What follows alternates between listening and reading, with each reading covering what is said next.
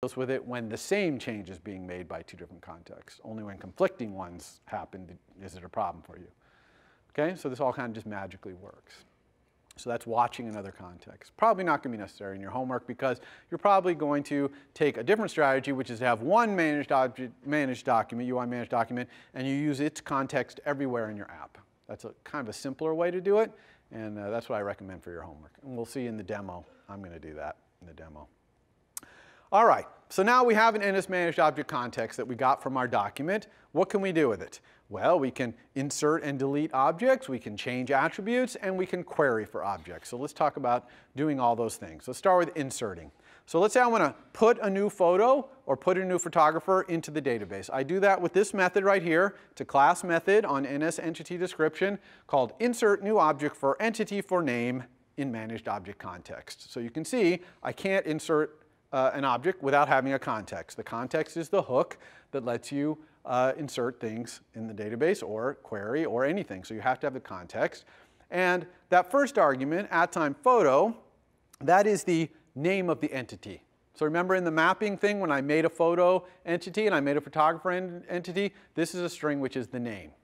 So here I am making a photo. And what does it return? It returns NS managed object star photo. And I told you that all the objects in the database are NS managed objects or subclasses thereof. And in fact, that's exactly what happens. So this is just going to make one for you and return it. It's going to be blank or empty. Now, that could mean that all of its attributes are nil, but we didn't see this in Xcode. But when you inspect a property in Xcode, you can actually specify a default value, and it'll have that value. So maybe you want it to have the upload date by default be the date the object was created or something like that. You can go in and create or the date, some fixed date, or you want the title to always be at least the empty string or something like that. You can set defaults. They have to be constants basically in Xcode to do that. And then this object will come back with those defaults set in those fields and otherwise nil. Okay? But if you don't do any of that default setting, all the properties in this photo will be nil. So the title will be nil, subtitle will be nil, the who took will be nil, they'll all be nil. Okay? So great, now I have an object. How do I set those attributes? I want to set the title, I want to set the subtitle, I even want to set who took. How do I do that? You do that using the key value coding protocol. And you've already used this protocol actually. It is value for key, set value for key path, and set value for key path. Okay?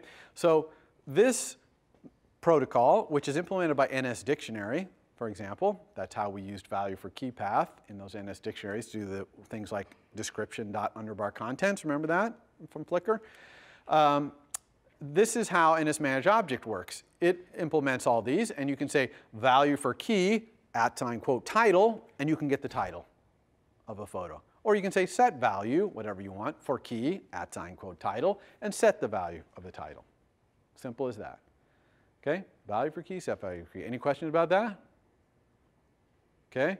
So the key is obviously just a string, the name of the property in your visual map that we built earlier. The value would be just an object, like an NS string if it was the title, an NS date if it was the upload date, an NS data if it was the thumbnail data or whatever. You can also set, using set value for key, the relationships. So if you had a photographer, which maybe you inserted with that entity description thing, so now you have a photographer as well, you can just say the photo set value, quote, who took, set the value of the photographer for the key, quote, who took, right? Now, what's really interesting is that if you set that value who took, the photos set in the photographer will automatically be updated. You do not have to set both sides of a relationship. And vice versa. If I have a photographer and I add a photo to its photos set, it'll automatically set who took. Okay? And that's because this database has to maintain self-internal consistency, and so Core Data does that all for you, which is really cool. Okay? So you can set either side, and it'll automatically set the other side. As I said before, the too many ones are NS sets, and the non-too many ones are just NS managed object stars. Okay? Now, all these changes that you're making, inserting objects, setting all those properties, those only happen in memory. They're not happening on disk until the context is saved. Now, the context has a save method.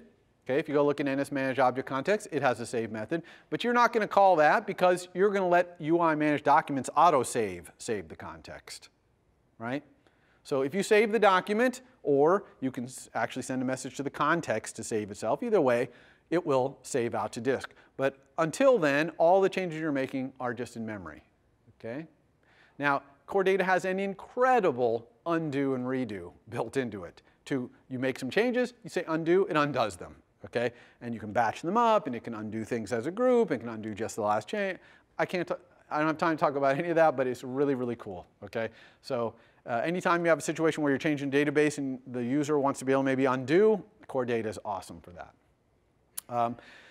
Just like you get NSManagedObject did save notifications, you can also get UI-managedDocument did save notifications. So you can sign up for that radio broadcast and find out when the whole document gets saved.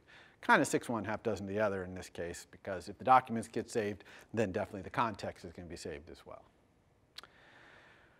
Okay. Calling value for key and set value for key like this, though, kind of results in some ugly code because it's not type checked, right? Value for key and set value for key. That should be set value colon for key colon. That just takes ID, right? Returns ID. So it's really not type checking any of that stuff. And also you end up with a lot of literal strings like @ quote thumbnail URL. And if you ever changed the name of that in your visual map, all your code would just stop working silently and you wouldn't know. So really what we want here is properties. We want to be able to set the title and subtitle and thumbnail URL and all that stuff in my photo using properties and dot notation. So all we need to do that is create subclasses for photo and a subclass for photographer. Subclasses of NSManagedObject, right? And these subclasses will implement all these properties. And of course, because Xcode is so nice, it's going to do that for you. So let's talk about now how in Xcode we can make it generate subclasses for photo and photographer. So I'm going back to my visual map. I'm going to select photo and photographer. And then I'm going to, from the editor menu, I'm going to pick this all-important menu item called Create NSManagedObject Subclass. Okay? Because that's exactly what it's going to do. And when I do that, it's going to say, okay, which of your models, okay, we only have one, model.xe data model D, but you could have multiple. Which of your models do you want to generate managed object subclasses for? So we'll just pick model. And then it says, okay, well, which of the classes, which of the entities do you want to create subclass for? We'll pick them both photo and photographer here. And it's going to say, where do you want to store them? We'll store them where we store everything else. And then, bingo, photo.m and h and photographer.m and h. You see those there got created for us? So those are subclasses of NSManagedObject. And when you insert an object in the database, or get one back on a fetch, which we haven't talked about, but if you insert an object in the database, when it comes back, instead of being an NSManagedObject star, it's going to be a photo star or a photographer star. Okay, it's just going to automatically work. That insert entity for entity for name method, which I can never remember the name of, that will return, if there's a subclass to be had, the subclass.